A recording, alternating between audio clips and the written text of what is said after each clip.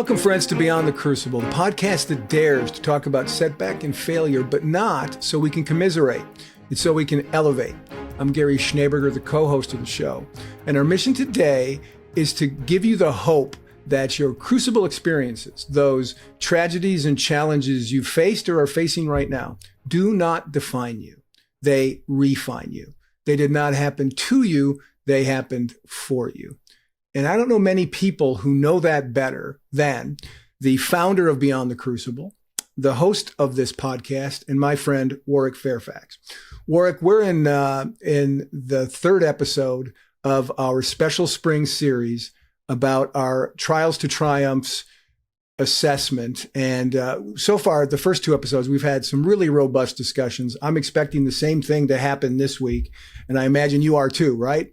Absolutely. Very much looking forward to this one. And one of the reasons that, folks, that the conversations have been so robust is because joining Warwick and I for this entire series is our friend and colleague, Cheryl Farr, who is, when she's not doing stuff just for Beyond the Crucible, Cheryl is the founder and chief strategist for Signal Brand Innovation. And just I've known her for fill in the blank years. I won't tell Cheryl, but Cheryl and I have been friends for a long time. She's been friends with Warwick for a long time, and she has great insights on the Trials to Triumphs. She's one of the key architects of the idea for it and how it's been implemented, the Trials to Triumphs assessment. So Cheryl, looking forward to really digging into this stuff with you.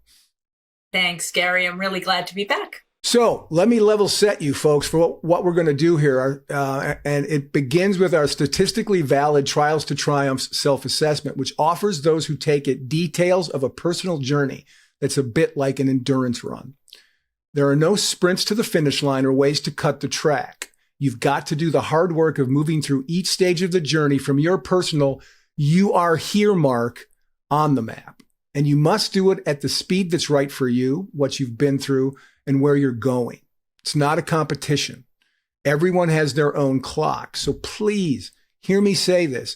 Feel no pressure to break the tape first. We've extended the running metaphor as an easy way to visualize the Trials to Triumphs roadmap and to understand the 6 unique starting points on it. We began last week with the end in mind, hitting your stride. This week, we're going to delve into the profile for stuck at the starting line. Warwick, I don't want to get us stuck at this starting line of this podcast, so I'm going to turn it over to you to begin the questioning.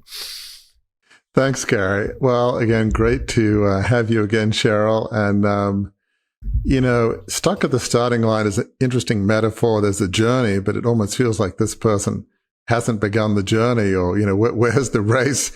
Where's the track? And it's sort of a really interesting metaphor. So, people are probably wondering, what does stuck at the starting line mean? That's a great question, Warwick, and I'm glad to be here today with you to talk about it. A person that is stuck at the starting line is someone who has come through a crucible. They recognize that they have a crucible, and they also recognize that they're really still being held back by it. Right? They're not able to cast a new vision for their life. They don't have a new vision. They aren't able to sort of move toward a new reality. Move toward a new reality because they are still wrestling with that crucible that they've been through. Whether that crucible was yesterday, a week ago, a year ago, or 10 years ago, they still feel held back by it. They're still holding on to some anger or sadness about what's happened to them. And because of those things, they're really not prepared yet to move forward into a new path, into a new life of significance. Yeah, it almost seems like this person is stuck. They're in the pit, as we often say. They don't really have a sense of purpose, forward direction. They just don't have a forward-looking vision. They haven't really processed their crucible. They're just stuck.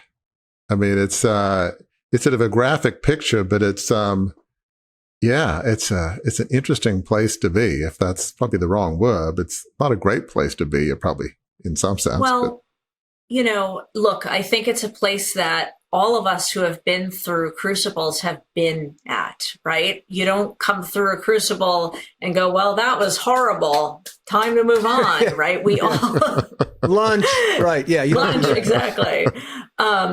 We have to wrestle through that. That's a natural place to be. However, you can get stuck there, right? And how long stuck is, it's different for every person. Your processing time is different. But the truth of the matter is, if you're there, if you're looking backward and really reflecting on and still dealing with what happened, you're really looking backward. You can't look forward at the same time. And so if you're in that processing space, or you've not yet even begun to process, you're just not able to look ahead. And that's how it is, right? And again, that's not a judgment or something you should beat yourself up about. I mean, that's something that everyone who goes through a trauma or loss has to experience. It's just sometimes it's time to move on. And sometimes we all get stuck, and it makes it hard to move on. It seems like this person might be, right. We say a lot on this show, your crucible didn't happen to you, it happened for you. These are the folks that are still in the place where they feel like it happened to me, it didn't happen for me. They have not gotten to it happened for me yet. That's kind of what they're stuck on. Is it happened to me? This is something that knocked me off my feet, as opposed to something that when I get back on my feet, I can move on. So I think that's another way of looking at it. I think that can be helpful to folks who've been with us for a long time. That's well said. I mean, the other thing I think of is pretty much every one of us who've been through a crucible, we will feel like we're stuck at some point. And the question is it a speed bump? Is it like a small hole in the road, or does it feel like a black hole in which you can't get out of? And, part of what we're here for is to give you strategies and thoughts of how to get out of that pit and how not to be there for like eons or forever.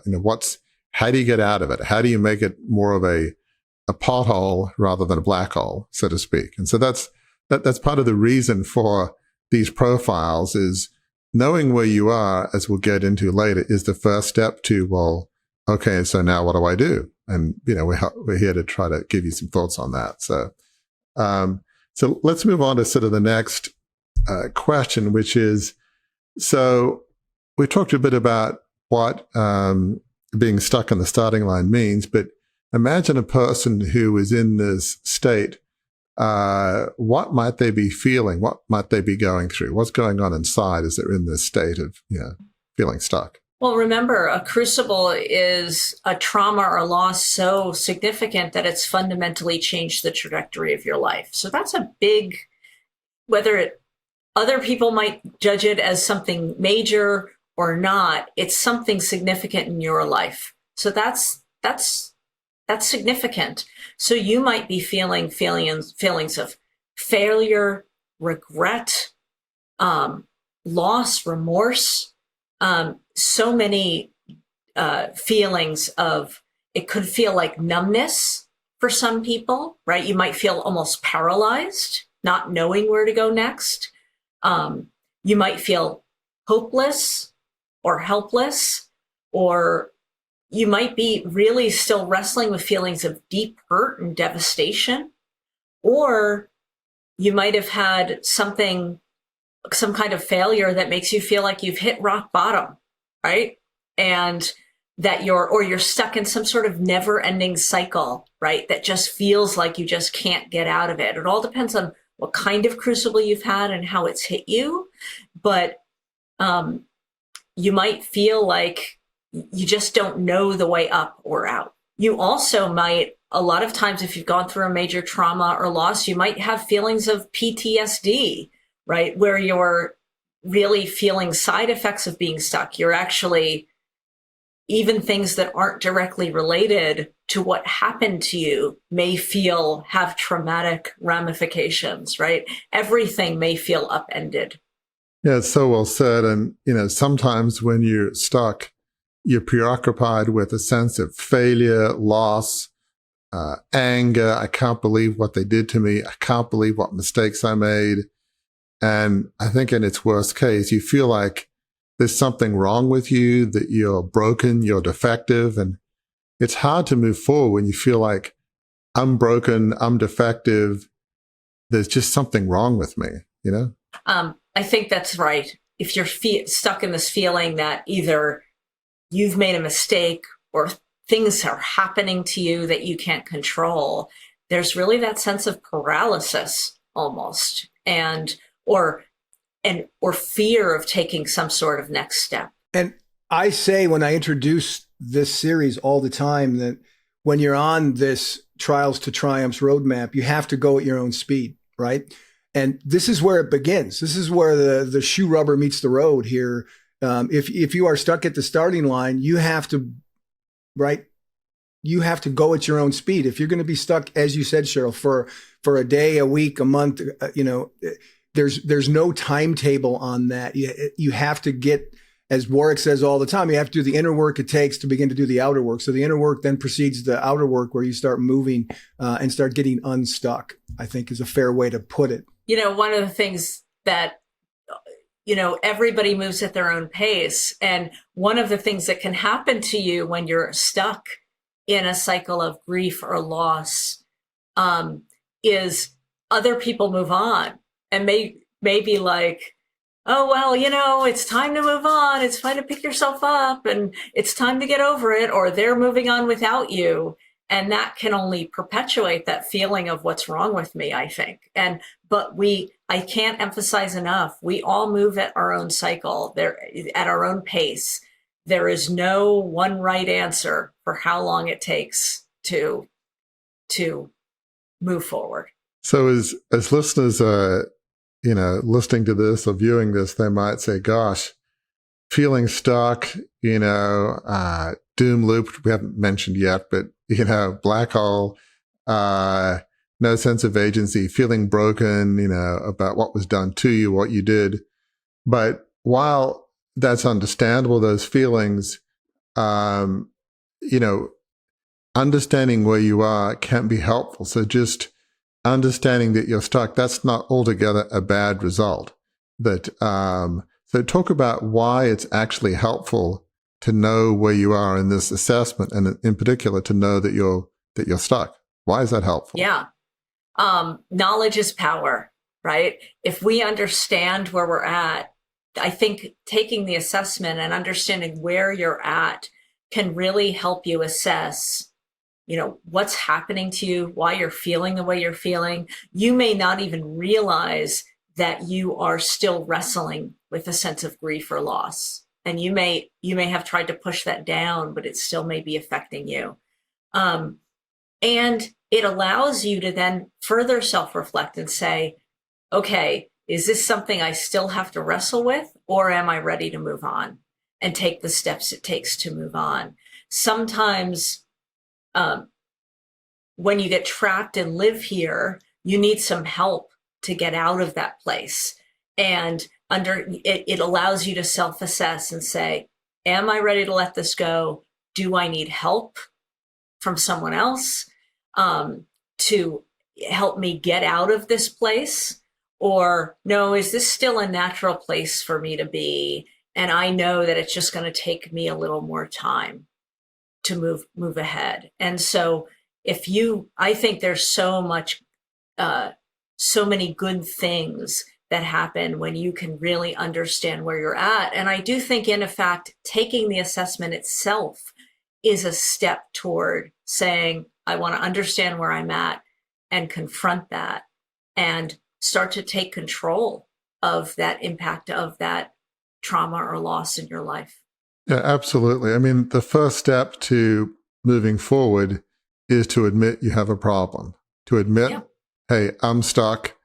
And to, some people, in fact, a lot of executives are like this. They move ahead at light speed and they're not willing to process the emotions or the feelings. I don't have time for feelings. Stuff's got to get done. People are depending on me. Let's move.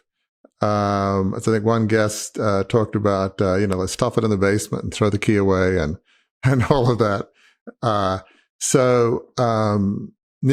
think of just our discussion from last time, Gary, and some of the things you were talking about is so many people with, whether it's alcoholism or whatever, they feel like, I'm good, I don't have a problem.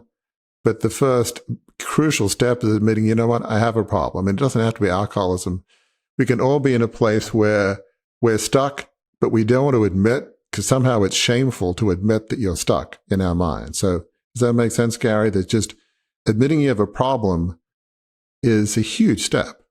Yeah. I mean, it took me 2 failed attempts to try to get sober before I finally did. And part of it was because I wasn't fully ready to lean into the fact that I indeed had a problem. I indeed had, in the language that we use, a crucible.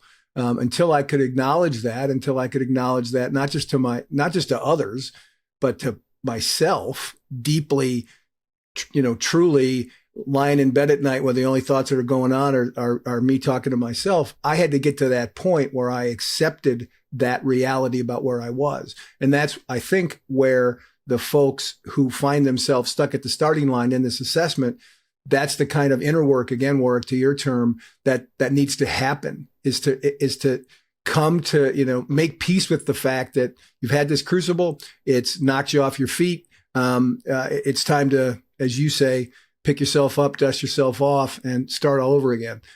In your timing, for sure, but you've got to make the effort to move ahead. And the other thing that happens, like, imagine maybe you had a death in the family or something like that and lost a loved one. What happens? Maybe you have children that still need your attention and a job that gives you 3 days bereavement. And it's time to go back to work, and life starts calling at you and sort of can really easily force you back onto your sort of regular track without sort of making space to process. So it's easy to be stoic and to just sort of pack it up and feel like you have to move on. But, life, we're not that simple.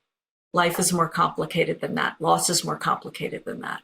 This all sounds pretty grim, Cheryl. So, but what hope should someone feel when they're stuck at the starting line? Because it's easy to feel like there is no hope, but yet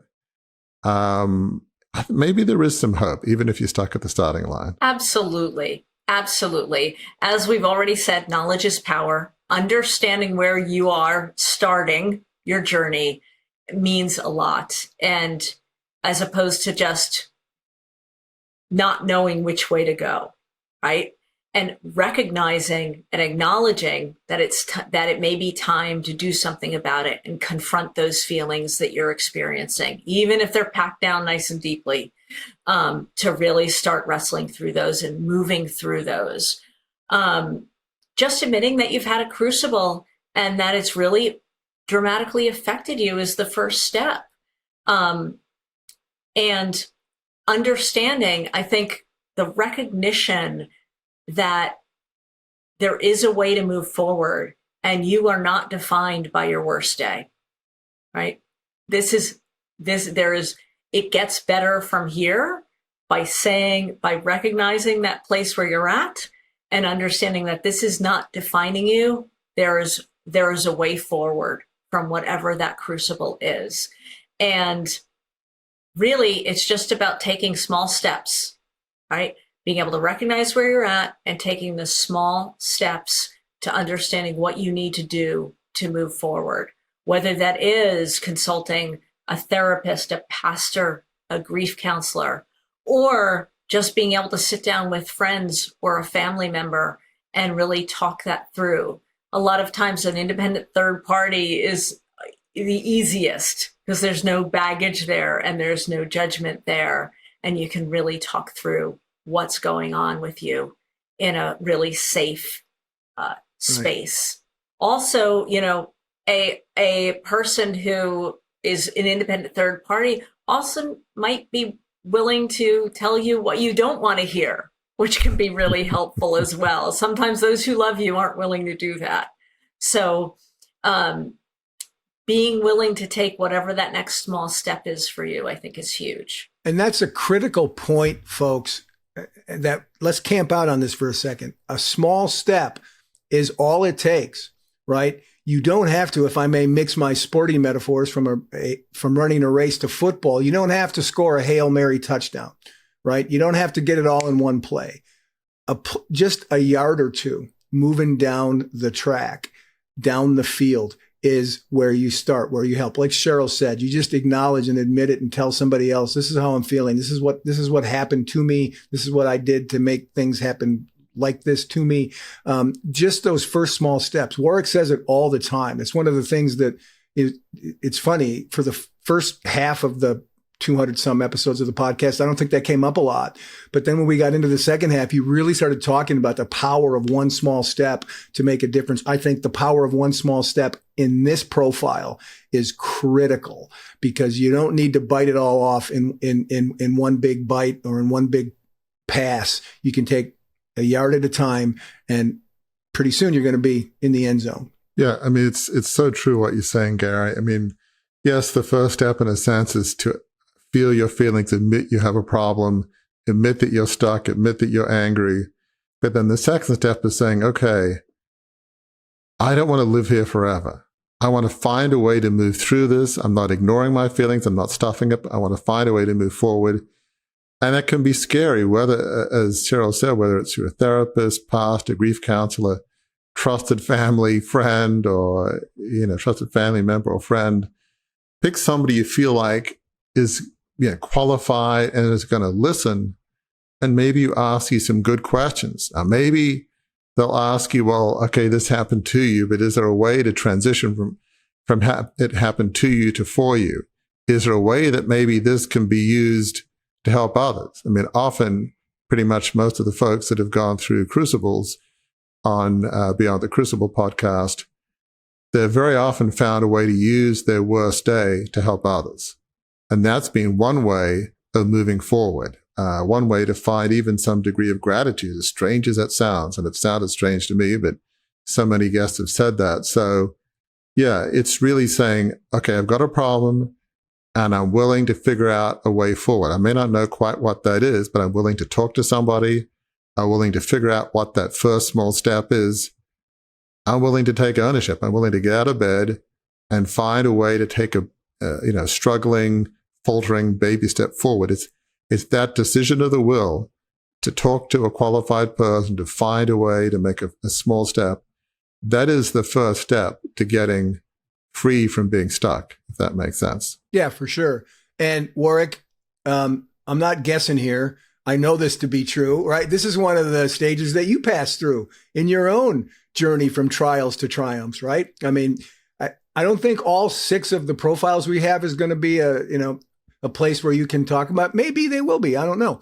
But I know this one for sure. This feeling stuck at the starting line was a place you found yourself after your big crucible, wasn't it? Yeah, absolutely, Gary. After my failed $2.25 billion takeover of my family's 150-year-old media business in Australia, I mean, I certainly felt stuck. I don't think I was clinically depressed, but I was very down. I felt devastated. I felt like I let my family down, my parents, 4,000 plus employees. I just felt terrible. I felt I had no purpose in life. And this, loss, this devastation, it was very public. I mean, the whole of Australia knew about it. It was, it was the brunt of cartoons and, young Warwick, could have had it all, blew it in hubris, naivety, or, whatever kind of memes there were out there. And before I felt like I knew what my purpose was, it was to bring the company back in the image of the founder and have it be well run. So that was gone. And there was a sense of, how could anything I do be that kind of a higher level of purpose, which I felt like I could do good for the nation of Australia. Everything else felt like so small. So not only did I have no purpose, it felt like anything I do is just going to be so small. So, it took years to overcome. But what's interesting is on the outside, I didn't seem that terrible. I mean, I was, reasonably high functioning. I've always been a curious person, so I could listen, ask questions, engage in conversation. I had a young family at the time, 3 small kids in the 90s. So it wasn't obvious how bad I was, but I felt like stuck, powerless, and it was, it was sort of it was a grim place to be, I got to say. And the good thing for all of us who are either on the show right now or listening to the show right now is you didn't stay stuck at the starting line. You did indeed take one small step followed by another small step, and you're now you now have hit your stride. Going back to the first episode, right? You've processed through that. You're not stuck at the starting line. How did that come about? How did you do that?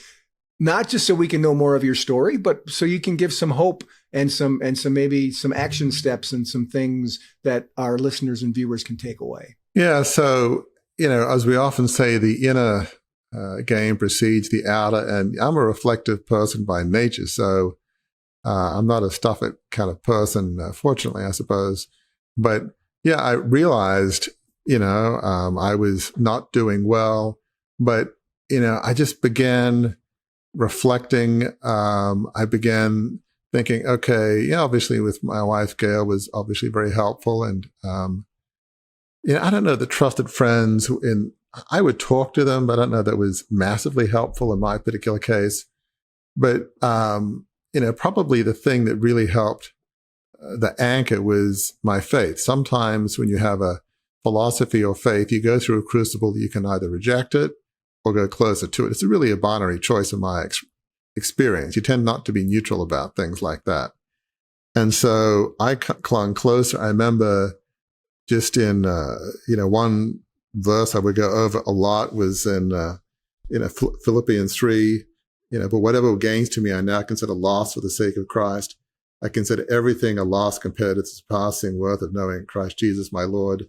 So what that meant to me in my case is, look, okay, it's a big family business, and I'm sorry that what I did hurt people. I didn't mean to, but in the whole grand cosmic scheme of things, that, there are more important things. It's not like the be all and end all. And then later on, it says, but one thing I do, forgetting what is behind and straining toward what is ahead, I press on toward the goal to win the prize for which God has called me heavenward in Christ Jesus.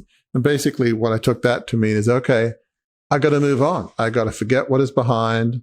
And that whole philosophy, if you will, made me realize I made a lot of mistakes, but there was infighting amongst the family for decades, even decades before I was born. Details don't matter.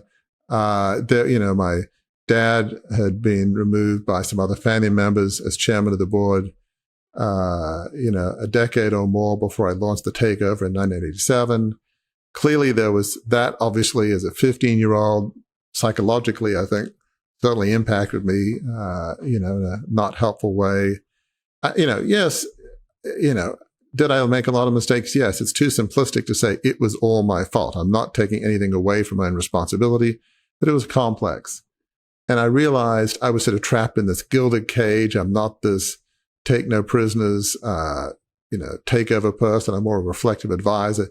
It was a terrible fit for who I was. So I was trapped in somebody else's vision. So really the inner work made me realize this was a tough thing, but I don't think I would have used the word freedom at the time. That would have taken a couple of decades later to use that kind of word. But I began to realize, there's another path for me, and that God loved me unconditionally.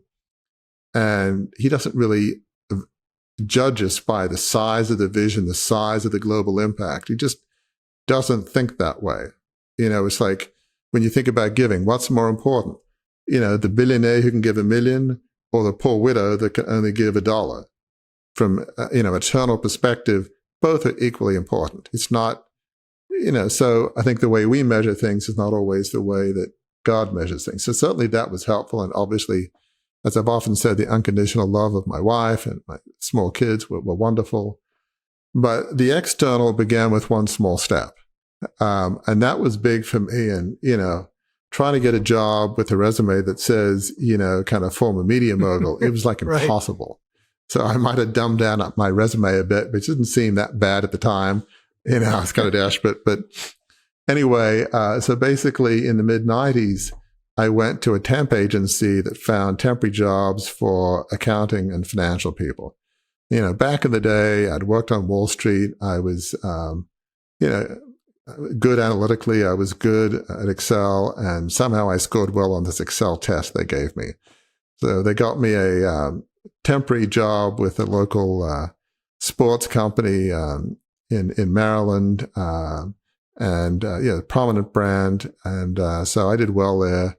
And then that got me a temp to permanent job at an aviation services company in Maryland. And so I did well there and got good, performance evaluation. From there, I ended up becoming a certified executive coach, got on 2 nonprofit boards, ended up writing my book, Crucible Leadership, founded Beyond the Crucible in this podcast. But the point of the story is it all started with that first small external step of swallowing my pride. I'm a Harvard MBA, and I'm going to this temp agency to find, basically, for me, entry-level, bottom-level financial analysis job. And, but I needed something, some way forward. It felt like a baby step. It felt like somewhat of a humbling, if not humiliating, baby step. But that baby step led to others. I got greater confidence as I, did well on the aviation services company. And it made me think, okay, there's some things I can do without screwing up. So just a grain of confidence can help, give you enough strength and perseverance to the next step. But that first baby step, that did feel like a ultra micro baby step. It wasn't a massive step, to try and get a temporary job, through a local temp agency. It wasn't a big step in the whole scheme of things. It was a hard step because it felt somewhat humiliating. So it may have been small, but it wasn't easy. Cheryl, I'm going to love this moment right here because I've been now the co-host for more than 200 episodes with Warwick, and he's told bits of this story throughout that time. And I've weighed in here and there. You've never had the chance on a show to weigh in on what people can learn from Warwick's story. And as we talk about, right, what we're talking about here, how you go from stuck at the starting line to really walking in your purpose, in your life of significance. What are some takeaways that you have heard, not just here, but you've been working with Warwick longer than I have? What are some takeaways from Warwick's story that can help people as they are on their trials to triumphs journey? Well, you read my mind. I'm so glad you asked me, Gary, because I was thinking about the fact that, Warwick, that was a small step and a big one simultaneously. But one of the things I take away from that story is, and you said it, right? I had to show myself that I could do something and not screw up, right? That you could not feel that way, that there was a new way to feel, and you had to go back, do something new, take those what felt like backward steps to really step into feeling a whole new way, really determining, seeing and experiencing that other people could value what you bring to the table and that you could do the right thing and really move forward and build that confidence. I think that's huge. That idea that rebuilding, feeling a new way that wasn't the old way that came from your crucible, and almost creating new grooves, emotional grooves to live in. I think that was a huge step. It might have been a small step forward, but it set the pace for everything that came after that by building new ways to feel, building new emotional grooves, building new confidence that allowed for and even after that, there were no giant leaps. They were all gradual steps forward. But You've charted a new course by doing that. And I don't even know if you realized that you were charting a whole new course by making that one small step, but you did. Just one thing to your point I want listeners to think about is it's very difficult to plan your life. I know in corporations you talk about 10-year vision, and like I'm a strategic planner, I'm all for vision. Hard to do that in your life. There's no way I possibly could have known that that small step to go into that temp agency would end up X years later to me writing the book Crucible Leadership and founding Beyond the Crucible in this podcast. There's no possible way I could have known that. But I think the message here is trust yourself, trust the process. If you have this sixth sense, this inner voice, if you will, or depending on your theological construct, this still voice from the Lord, or whatever your spiritual paradigm is, you've got to trust yourself in that first step that it will all unfold. And we all want to know the whole 10-year plan, don't we? Wouldn't that be so nice? Oh, this is a small step, but this will ultimately lead to me doing this podcast. So let's just be patient. Well, life doesn't work that way. Okay. Life is not that easy. You got to trust yourself, and you probably in most cases won't know where this is going to end, other than you just have this gut sense of, you know what? I really believe this is the next right step. Trust yourself, trust the process. And it's easy to say, hard to do. But, when you look at life backwards, I think for most of us, you'll say, you know what? I can now see how the dots connected. And I'm glad I trusted myself and took that step. And Warwick is not the only one who's been through that. In fact, we went back through our podcast guests to find more of that qualitative data, right? The stories that we've been told on this podcast about how our guests went from trials to triumph, to give you guys some insight into what stuck at the starting line looks like in the wild, as it were. And one thing I want you to listen for, folks, is the critical role making shifts in mindset and other things is an indication of progress. That is something that our Beyond the Crucible operations manager, Margaret Hibbard, noticed as we were preparing for this episode. Each of the guests I'm going to run through here and that we're going to talk about had a shift of some sort that they made. And we've been talking about those shifts, that it didn't happen to me, it happened for me. Those kinds of things are what we're looking for. Shifting your mindset can be one small step, similar to shifting to gratitude for a crucible is big progress. It shows that joy can happen on the other side of being stuck. All Beyond the Crucible guests we're going to talk about here found happiness after going through a devastating crucible. I encourage you to watch it or listen to their episodes, because you'll hear, even if it's on audio, you'll hear their smiles as they're talking about what life looks like on the other side of their crucibles. So the first one that we're going to talk about, now this give you some beats of his story, and then we'll talk about, some of the breakthroughs there, why he was stuck and how he got unstuck. And that's Dante Wilburn. Dante was almost killed in a drug deal gone bad when he was in his early 20s. He started dealing drugs when he was in high school, and he was turned on to the idea of doing that by someone he saw with flashy clothes and flashy jewelry, and he was like, "Hey, how do I get that stuff?" And this guy was a drug dealer and taught Dante how to deal drugs.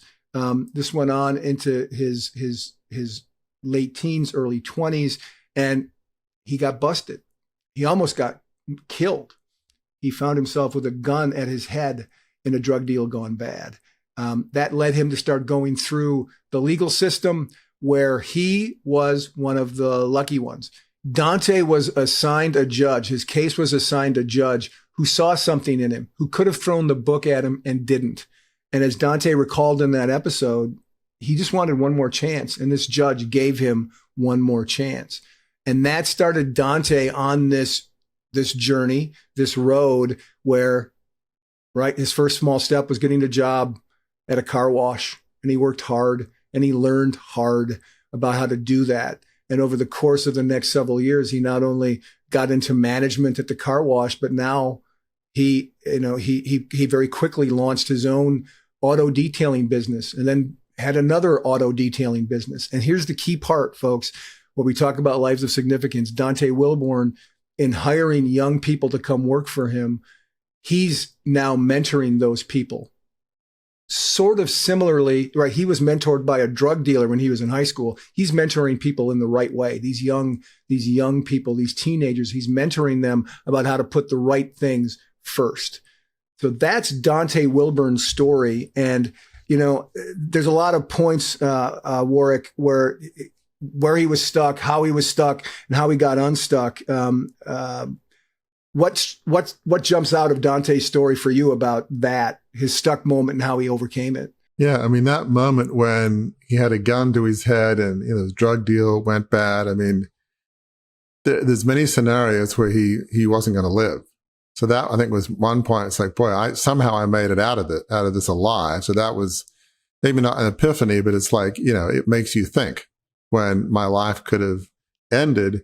And then he's before a judge who basically, I think he'd begun to turn his life around. He'd begun to maybe take some courses. There were a few baby steps he did that showed the judge, this kid may be different. This, the judge was he was nice, but pretty honest, and said, look, I want to give you a shot. And if you don't take advantage of this shot, you'll be right back here. And then I'll, throw the book at you or just be sterner. So he felt like in some kind but calculating way, I'm going to give this guy a shot. And if he doesn't take advantage of it, well, I guess we'll have to reassess. But he saw something in Dante. And I think that, I don't say rocked Dante's world, but it's like, I don't know that he even felt like he deserved a shot, but somehow he felt like this guy's giving me something that I don't deserve. And that was very motivating, for him. I mean, he just refused to feel sorry for himself. He, as you said, started this, detailing business, auto detailing business in Indiana, and helped a lot of, other young people like himself that, maybe, could be on the verge of making some bad life choices. But, he was in a sense stuck in this terrible, life of crime and all, but that judge was almost the catalyst that helped him. He was already beginning to turn, but that was a catalytic event that helped him shift the course of his life to really focus on helping others, not trying to make money, through a drug business. So it was just an incredible turning point. That judge helped change the course of Dante's life. It's, an incredible moment. Yeah. From the time of his crucible, right? The drug deal gone bad, the incarceration for a bit, from his crucible to then starting on the journey from trials to triumphs. I think Dante might have been one of our guests who spent the shortest amount of time stuck, because as you said, he was stuck for a while after his crucible. What am I going to do? What's going to happen? But that judge did indeed propel him forward. Our next one that we're going to talk about, and Cheryl, I want to get your view on this one too, is Adam Vibe Gunton, who wins. Adam wins, by the way, having the best name of any guest we've ever had. Adam, his nickname is Vibe. Adam Vibe Gunton. And he described in his episode in harrowing detail how he went from being a golden boy, the star of every sports team he played on as a young kid, into a tragic descent into darkness and dependence on heroin and prescription painkillers, set into motion by being introduced to cocaine at age 12. Think about that, folks, age 12. And it worsened as his life went on. His friend, his friend reached out to him for help. Adam didn't really help in the way that he thought he should have. The friend ended up committing suicide. That weighed heavily on Adam. And it continued into his 20s, where his drug use got deeper and deeper and deeper. Here's where the challenge was for Adam. He was a high functioning addict. So he could make money. He could do things. Well, when you're a high functioning addict and you can make money, you can continue to support the lifestyle that you're living. And it took him finally, first of all, he met someone who was a friend who really talked straight to him, helped him out. And then, as he described it, he had a very close encounter with God that sort of straightened him out and got him sober. And what Adam's done since then is not go back to making money like he could do, all the while he was still addicted to drugs. What Adam's done now is he's working with former addicts, with recovering addicts. He's working with recovering alcoholics to help them tell their stories of how they got free from their addictions, so that he's paying it forward to them so that they can pay it forward to others. So yeah, do you feel stuck when you're addicted to heroin? You bet. He felt that way for sure, but he moved beyond it because he was able to find something else that he liked better. Cheryl, what's your reaction when you hear Adam's story? You know, as we study these stories in light of the Trials to Triumphs journey, I'm really struck by how many people use their crucible and turn it to good, they take what they've been through and really reframe it to a new way to positively impact others, to really live what we call at Crucible, beyond the Crucible, a life of significance, right? How they reframe that crucible and take what they've learned to really have so much positive impact on the lives of others. And it's one of the ways that I think that we see that a crucible doesn't happen to you, it happens for you, right? And really helps you to take that and really make lemonade in the best possible way in how you can positively impact the world around you. And that's, I think, not something I fully had seen before. As somebody who has spent years working with Beyond the Crucible and helping to shape and understand what we're learning as we study crucibles and how people move beyond them. Really, I'm seeing in a new way how people have used their crucibles to really as a bouncing off point for really having a positive impact on those around them. Warwick, the thing I think about all the time when Adam's story comes up now is, you have said many times since that episode that he was the guest, that what he said about his crucible experience, you talk often about being at the bottom of the pit. And Adam said what about being at the bottom of the pit when he was so addicted to heroin? Yeah, great point, Gary. I mean, I asked him, so what did it feel like when you're at the bottom of the pit? That it was a bottomless pit that can only get deeper. It can only get worse. There's only down. It's sort of like this black hole in which it never ends. I mean, that was just grim. But yeah, I mean, to Cheryl's point, in both Dante and Adam's cases, they were able to use what they went through to help others. Dante has a auto detailing business in which he tries to help people like himself who might go in a direction that's not helpful. You've got Adam, trying to help people through his organization founding, Recovered on Purpose, helping former addicts and alcoholics tell their stories to help others overcome addiction. When you're using your story to help somebody else, it gives you motivation to keep moving forward. I mean, that's just a brilliant concept. The other thing that's really important about Adam's case, and indeed Dante's, is that they had somebody that believed in them. Dante had this judge that believed in him and gave him leniency. Well, Adam had, I don't know if it was through Alcoholics Anonymous, but he had a sponsor, somebody that, and he had others, but this particular person wouldn't give up on him. He just wouldn't let him go. He would shoot straight, ask him tough questions. And he was like this perfect mentor, perfect person that came alongside him. And it made all the difference.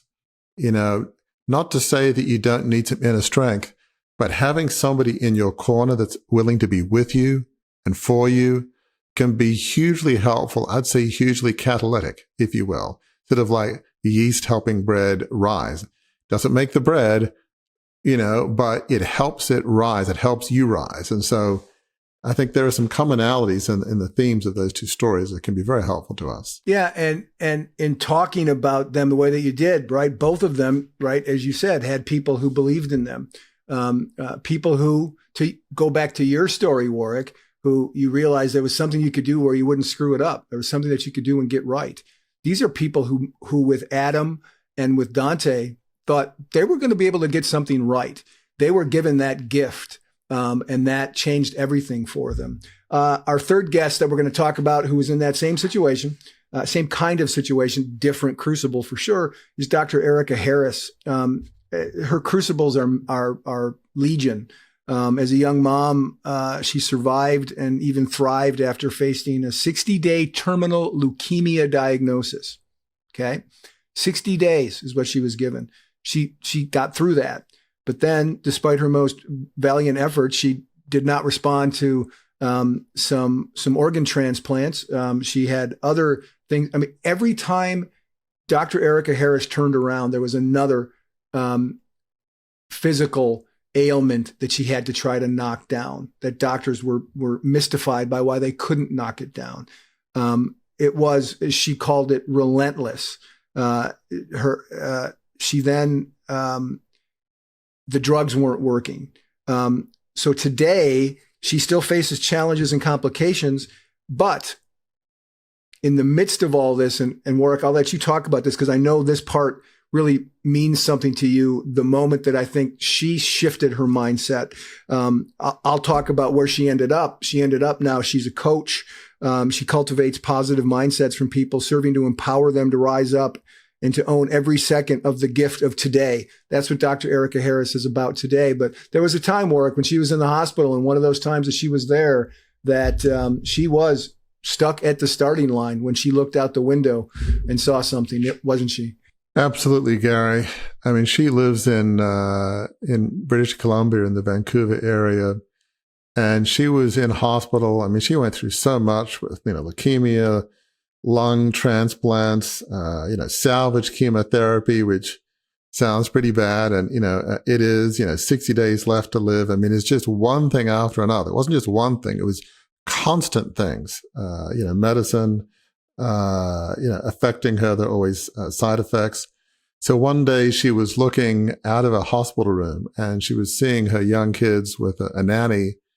And, she was looking after her kids, and, she was just thinking about, well, I'm a young mom and, I need to be the one putting on my kids' birthdays, and I'm not going to be able to do that. It's like part of my purpose in life I will not be able to do. Well, at least she felt that at the time. It was an incredible low point in which, when you love your kids as a mother and I'm not going to be able to do what the other mothers do, the effects on her of just all the illnesses she had was one thing, but that sense of not being able to live out what she felt was a key part of her purpose, that was just absolutely crippling and devastating to her soul. It was I think she would look back and say that was one of, if not the lowest point. It's hard to believe. I mean, she had a lot of low points given how bad her health issues were, but that was a low point. Yeah. And again, I'll say it again, folks. When you listen to Dr. Erica Harris's episode, listen to the laughter, to the smiles in her voice. Watch it on YouTube at our YouTube channel and see her smile. That's what happens when you move away from stuck at the starting line and get on this track toward of trials to triumphs. When you hit the triumphs place, when you're hitting your stride, as Dr. Erica Harris is, that's where the smiles come. Gary, one other point is really through all of these health challenges that she faced that seemed to never end, and the feeling like I'm not going to be the mother that, I want to be with my young kids, she came to a point in which she just changed her mindset. In fact, she talks about, as you said, what she does with Rise Today and Empowered Mindset. She's shifted how she thinks, and now she's able to coach others to see how their adversity can serve them. So by shifting her mindset and focusing on how she can use what she's learned to help others, it gives her purpose in life. It gives her a reason to, proverbially get out of bed in the morning. It doesn't mean that, health challenges are easy. They're still not easy, but yet, you're right. She had this smile, this vibrancy. It's like, how is it possible for somebody who's lived the life that she has and to a degree continues to live? How in the world can you have this joy and effervescence and just this brightness on this countenance on her face? It's like it makes no sense. And in one sense, it doesn't, but it goes to show you the power of choice, the power of choosing how we react to even the worst crucibles. We've had so many people on our podcast that have a countenance of joy that makes no sense in light of their circumstances or what has been done to them or the mistakes they've made. It's just objectively makes no sense. But it just shows you the resilience of the human spirit. And if you make that choice that I'm going to see how did this happen for me, not to me, how can I find a purpose out of the ashes of my crucible to help others, it can be revolutionary in how you see life. And so, Dr. Erica Harris is an amazing example of that. I think one of the things that really strikes me as we listen to all these stories, including yours, Warwick, is there is that mindset shift, right? That mindset and emotional shift that takes place where you realize that you're just shifting. And I think that if there's any marker from moving from processing your crucible and moving beyond your crucible and being able to chart a new course, it is that mindset shift, that willingness to, and that ability that requires you to move through those emotions and get to that place where you can shift your mindset. It's not as easy as snap out of it. You have to move through the grief and move through the emotions and move through the loss to be able to get to that place where you are able to make that mindset shift. This has been another one of those robust discussions on this. These are fun because we prepare for this and then we come up, 2/3 of the stuff we talk about is stuff we didn't prepare for, which is awesome. Because here's where you know, folks, that a podcast is giving you information that's helpful, is when the people who are hosting it, when the people who created the content, are learning new things as we're going through the episodes. I think that's a hallmark of what we've done, what we've done on the show since the beginning, Warwick, but specifically in this series, we're coming to places that we hadn't been to before. And we hope that is a robust experience for you. Warwick, as always, I give you the last chance to kind of wrap up what final takeaways you want folks to have on from our episode on Stuck on the Starting Line. Gary, we often say that your worst day doesn't define you.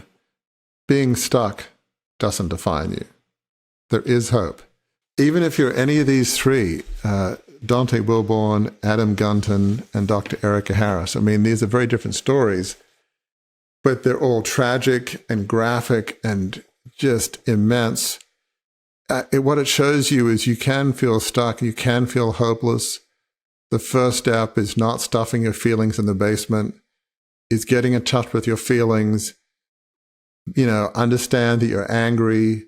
But then the second step is just seeking help, whether it's from a therapist, trusted friend, pastor, somebody that you can process it with.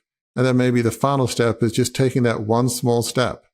And, what is that one small step? For me, was going to a temp agency, to get a part-time, or a temporary financial analyst job. But I think what this shows is that being stuck doesn't have to be the end of your story. You can actually go from feeling stuck to hitting your stride, which we talked about in the last episode. So even if you feel stuck, I think what we're trying to show, and my life and the lives of many others on our podcast have shown, is being stuck is not the end of your story. There is hope. There is a way forward. You can actually lead to a life of significance. You can actually live a life of significance. You can actually get to the point where you are hitting your stride. There is hope. There is a way forward. Folks, I have been in the communications business long enough to know when the last words have been spoken on the subject, and Warwick Fairfax just spoke the last word on this subject. So if you want to continue to join us on this journey, I have a little task for you, a little urging to you. Head over to beyondthecrucible.com and take the free self-assessment. You'll get your results right away, and you can discover where you are on the map now and how you can get from where you are now to your unique life of significance, how you can go from trials to triumph. So again, head over to beyondthecrucible.com and take the assessment, and be sure to join us next week as we continue to explore the map we're all on as we move from trials to triumphs. If If you enjoyed this episode, learned something from it, we invite you to engage more deeply with those of us at Beyond the Crucible. Visit our website, beyondthecrucible.com, to explore a plethora of offerings to help you transform what's been broken into breakthrough. A great place to start? Our free online assessment, which will help you pinpoint where you are on your journey beyond your crucible and to chart a course forward. See you next week.